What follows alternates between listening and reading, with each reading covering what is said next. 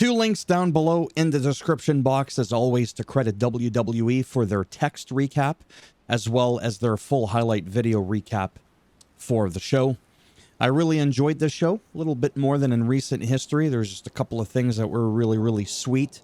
This took place at the O2 Arena in London, and just like all of the different venues, the different cities that they go to in Europe, the crowd is alive. Like when they do the whole Cody Rhodes,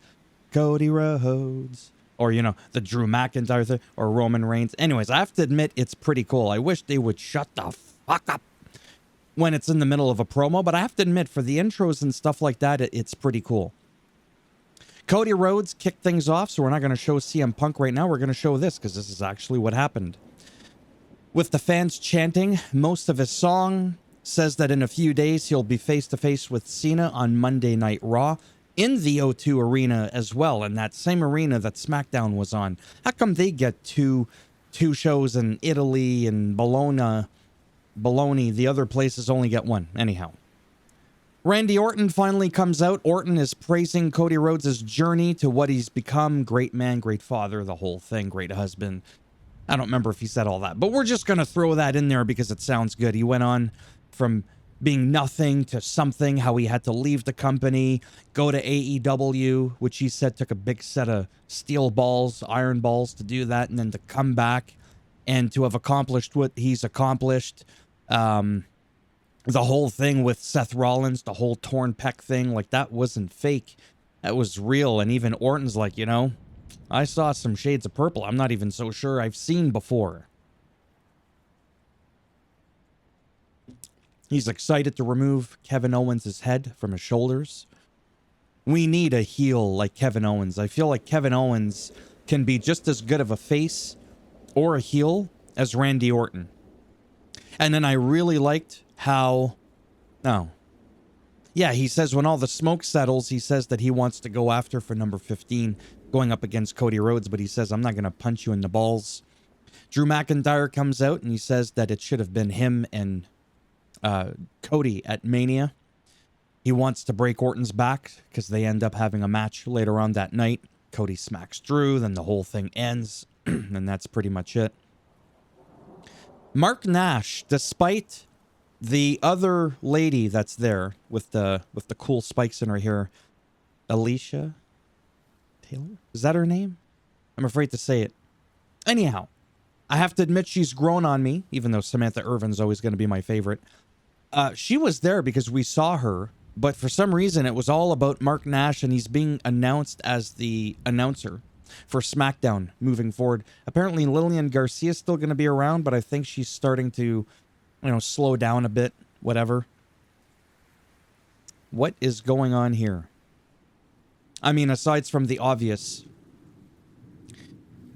what the hell happened here? Oh, it's right underneath. My goodness, my own notes. So Street Profits retained the tag titles against the Hometown Heroes Pretty Deadly.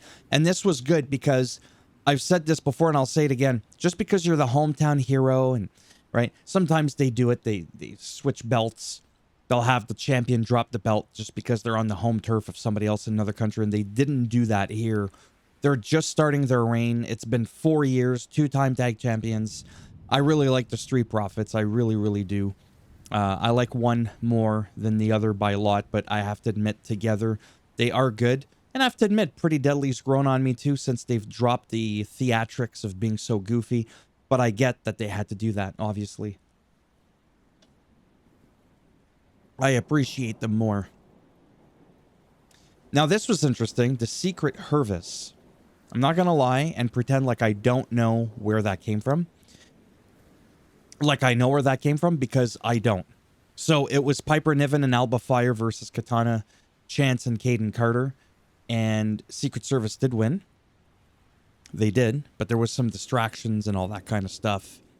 Not only that, Alba Fire, I feel like, because she's pretty good. I think she's pretty good. She was overshadowed by Piper right from the start of the show, but not to her fault. I think it's just, again, that whole, like, how the match played out. It wasn't really about her at all. This really elevated Piper Niven as being able to look a lot more capable. And if I wrote this down correctly, Caden and Katana haven't wrestled on TV since like mid-December on NXT. Did they go back to NXT? Because I feel like they were around for a while, and I think they're like really, really good together. They got all these moves and all that. They're just very acrobatic. And somehow they just kind of vanished. And I don't know why, because sometimes you go back to developmental, or you go back to NXT, kind of like in the case of Ridge Holland. I still don't know what happened. Maybe it was because he broke Big E's neck and literally almost killed him. I don't know. Zelina Vega came out post-match. She didn't do much, but I thought I would mention that anyways. LA Knight versus Braun Strowman. It was beginning to be a bit of a slobber knocker. LA Knight picked up Strowman, which was very impressive. Jacob Fatu came out early in the match and just attacked everybody. Huge chants. Jacob Fatu, Fatu, whatever the chant was. But I really liked it. And I really liked that the crowd was behind Jacob Fatu, because he really is, to me, something special for like a newer person in like recent history. He's probably actually my favorite. Honestly, not even kidding. No booze. That segment, I think, was more about Fatu than anything, which is fine. Maybe that was the whole point behind it. But it did completely ruin the title match. But maybe it was always supposed to be that way. So was it really ruined? Right? Backstage, Solo and Tama blast Jacob Fatu. It was predominantly Solo. And Jacob Fatu was just having none of it. He's like, with or without you, I'm bringing back that title to the family. And it's dramatic. We're seeing the whole same kind of dynamic as with, Judgment Day with Dom and Finn Balor and all that, right? So it's just going to be nice to see how the whole thing plays out. I'm still behind my girl Naomi. I think she's great. She's talented. I don't like the heel turn, obviously, because it doesn't feel organic. Kind of like John Cena's, which I've got a whole thing to talk about after. I'm going to make a separate dedicated video on that tomorrow, on why I feel like the whole heel turn feels pushed or forced. And yeah, anyways, I don't want to spend too much time on that now. Otherwise, I won't have a reason to make the video. So Charlotte Flair defeats Michin, which, with all due respect, from a hierarchy perspective, that was probably going to happen regardless of the fact that Michin got attacked by Naomi pre-match. Wasn't quite a squash match. I still felt like this made Michin look like not a pushover. And I've said this 1,000 times, and for as long as it keeps happening, I'm going to keep saying it. I'm really glad to see BFAB and Michin actually together as a little group thing. And just to see them on TV more often. I just, sometimes, and I've said this before, and I don't always have words to explain why. Sometimes it's just a vibe. Sometimes someone rubs me the wrong way. Not literally the wrong way, and I just can't get behind them. Like if Bianca, no offense, just gone, I wouldn't shed a tear. If Carmelo Hayes disappeared, wouldn't shed a tear. But I really like Naomi, I really like Michin and BFAB, and you know what I mean? Like there's just some people that kind of like The Miz. I love The Miz. I want The Miz to stay around forever. But if we're just going to keep getting the same Miz that's afraid of everything and always losing, if that's just what we're going to get from the two-time Grand Slam champ, then honestly, we might as well just not have him. I'm just saying. That's how I feel about that. So anyhow, Charlotte Flair wins by submission. There it is right there. I really liked her outfit, the whole silver thing, even the knee brace, because she's got a long history of knee problems. Drew McIntyre defeats Randy Orton. The problem is that was done because of Kevin Owens coming out to distract Orton. And then he turned around and he ate a Claymore kick, a.k.a. shotgun drop kick. And it sucks, but it happens. Yep. And then post-match, Kevin Owens. How come I didn't write anything? Didn't Kevin Owens come in with Randy? Yeah, he tried to pile drive him or something like that. And then somehow that ended, and I didn't write the notes to what happened there. Oh, right, he just escaped. That's what it was. Oh, that's what happened. How did I forget writing that in my notes? So he got the upper hand afterwards, and he went to punt Kevin Owens, and it just didn't work. He ran off. Yeah. Jimmy Uso. I really like Jimmy. I'm glad that he's that badass, fearless. Because near the end of the bloodline, when he was with Jay, He was and it was just him with like the tribal chief Roman Reigns. He was a little bit of a, you know, from a personality perspective, he was playing that whole pansy can't do much. Now he's just slapping Gunther's like, yeah, bitch, look at me. And I really like this newer side of Jimmy Uso. Really, really, or very, very much. I'm enjoying it. He defeats The Miz, and this is where I wrote, does The Miz ever win? Again, anytime I make critiques about any superstar, I feel like I have to keep saying this time and time again. It's never on a personal level. And if it is, well, then I'll just tell you flat out that that's what it is. This is obviously from a scripted perspective. Because The Miz is just, he's timeless, man. He's amazing. Like Rey Mysterio. Okay. Parking lot. Priest slams Drew through a BMW. As you could see right here, he was getting ready to leave after his victory over Randy Orton. And Priest was there and he did a South of Heaven through the BMW. I always wonder how they do this. And I'm not trying to sound like a mark. Like, I know wrestling's scripted, and I say that all the time. There's Jamie Noble. That's J&J Security. That's Seth Rollins' former security. That was a cool angle, speaking of Seth Rollins right there. I don't know how they do this stuff. Same thing with the cement and McMahon's Corvette and all this kind of stuff. Like, that looks like a real windshield. You know what I mean? Like, did they go there and put like a special kind of windshield that's weaker, that was like specially made so that it shatters more easily? That's a really expensive car, whether it's a Pinto or a Lamborghini or whatever it is. Cars aren't cheap, but again, they're a very profitable company. But I just mean, like, that's got to be a lot of hassle to jump on there, mark it all up, dent up the hood. What are they going to do? Just scrap the car? Are they going to auction it off? I really wish I knew the behind the scenes of that stuff when they do that with the vehicles. And if they just go and repair them and they're just like, oh yeah, here, whatever. We don't care if it's $10,000 to repair it because it's a rich company.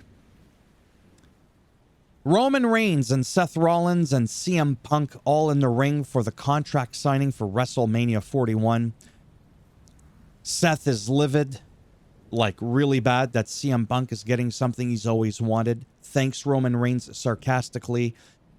CM Punk sheds a tear. Paul Heyman shares an emotional moment with CM Punk. As you know, they have a massive history that goes way before even Roman Reigns.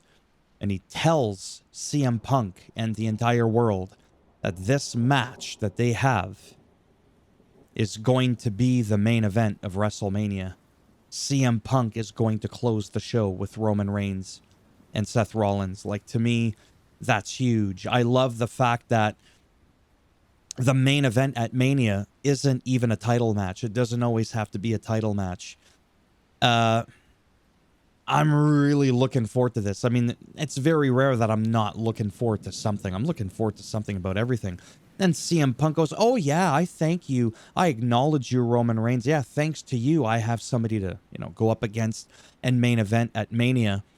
And then he drops the mic, another pipe bomb there, and says, but main eventing at Mania is not the favor that Paul Heyman promised me. Ooh, and then the crowd's all like, right?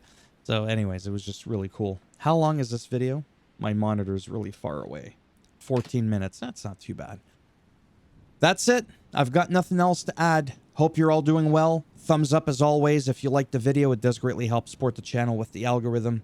A thumbs down if you didn't like the video, and I'll bend it in half, twist it. You know how the whole thing goes. And if you want to subscribe to the channel, naturally, that would be great. But if not, thanks for stopping by anyways. Take care. The plan, if you care, if you made it this far, there's a small chance you might care as to what's going to be happening with me. I've been super busy. Real life stuff. My other YouTube channel, all these games that have been coming out.